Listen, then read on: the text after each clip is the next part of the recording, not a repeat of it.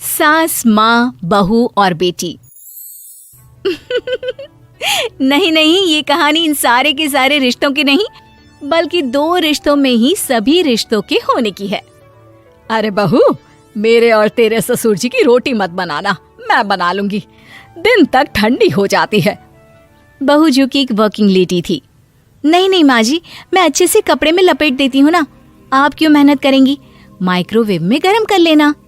अरे नहीं बहू, मेहनत मत कर, वैसे भी ऑफिस में कम मेहनत होती है क्या, जा रहने दे।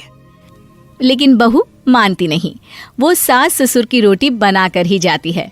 दोपहर में खाने के वक्त ससुर जी कहते हैं, अरे बहू को रोटी बनाने के लिए क्यों मना कर दिया, क्या हो गया, ठंडा ही तो खाते आए हम लोग हमेशा से। अरे वो क्या है ना, सुबह ऑफिस जाती है, घर का सारा काम करने में वक्त लग जाता है, अरे थकती है वो अलग, तो मैंने सोचा बहाने से ही थोड़ा कम काम करवाऊं। ससुर मुस्कुरा रहे होते हैं। यह तो अच्छा है, बहू को समझना जरूरी है। वक्त बीत रहा था, घर में सब खुश थे कि एक दिन, माँ जी आप शाम को थोड़ा टहलने निकला करें, घर पर रह रहकर हड्डियां जाम होती है, पापा को भी ले जाया करिए, मैं वक्त पर तो आ जाती हूँ। बहू ठीक 5 बजे ऑफिस से घर आ जाती है।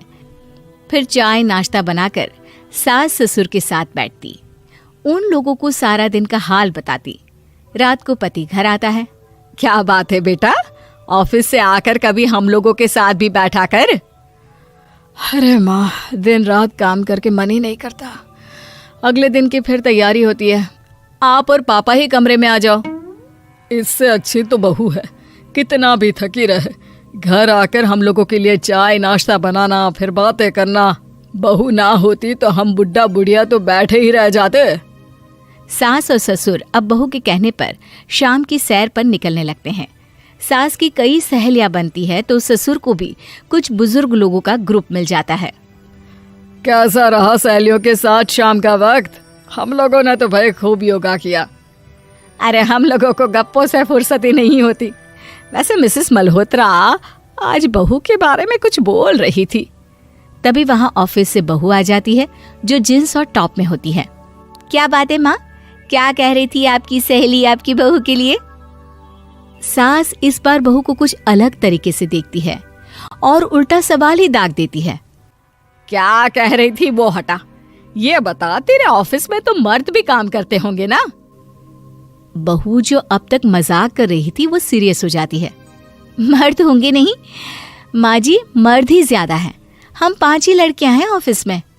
अरे तो अच्छा लगता है क्या ऐसे कपड़े पहनती हो? कल से तुम ना साड़ी पहनकर ऑफिस जाना, और हाँ, शाम का नाश्ता थोड़ा जल्दी बनाया करो, नाश्ता बनाकर बाद में ही ऑफिस के कपड़े चेंज करने जाना। बहू को समझ में नहीं आता कि सास को हो क्या गया है, लेकिन वो कुछ नहीं कहती, सीधे किचन में जाकर चाय नाश्ता बनाती है और सास ससुर को दे देती है। अगले रोज बहू ऑफिस के लिए तैयार होती है तो खूब सुंदर सी साड़ी पहनती है और ऑफिस के लिए निकलने से पहले सास और ससुर के पैर छूती है और निकल जाती है। क्या बात है, आज मेधा के ऑफिस में लग रहा है कोई फंक्शन है। अच्छा, पता नहीं, मुझे तो बताया नहीं, वैसे तो सारी बात करती रहती है। अरे देखा नहीं कैसे साड़ी पहनकर जा रही थी? अरे वो तो मैंने ही बोला है उसे। अरे अच्छा लगता है क्या रोज रोज ऐसे सूट या जींस में जाना? बहू हो, बहू बनकर रहो, और आप भी ना मेधा मेधा मत किया करिए, बहू बोला करिए, सर पर चढ़ जाएगी तो दिक्कत हो जाएगी। सास अब बहू को बहू जैसा रखने लगती है, हर बात पर रोका टोकी, हर बात पर ताने। क्या बात है, आजकल लेट आ रही हो ऑफिस से? अरे चाय के लिए भी देर हो जाती है, हम लोग फिर पार्क में भी देर से पहुंचते हैं। सभी की बहुएं वक्त से चाय नाश्ता करा देती है अपने सास ससुर को, बस एक तू ही है जो उस वक्त ऑफिस से निकलती है। माँ जी, वो एक रास्ता पुलिस वालों ने न जाने क्यों बंद कर रखा है, जिसके कारण ट्रैफिक ज्यादा हो जाता है। मैं कोशिश करूंगी कल वक्त से पहले ही निकल जाऊं। ससुर देख रहे होते हैं कि बहू अब परेशान सी रहने लगी है। एक रोज, मेधा, बेटी मेधा। जी पिताजी।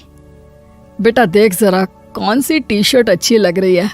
वो क्या है ना, शाम को सब बदल बदल कर टी शर्ट पहनते हैं, मैं भी सोच रहा हूँ कि आज कुछ अच्छा सा पहन कर जाऊं। हाँ पिताजी, ये सही है।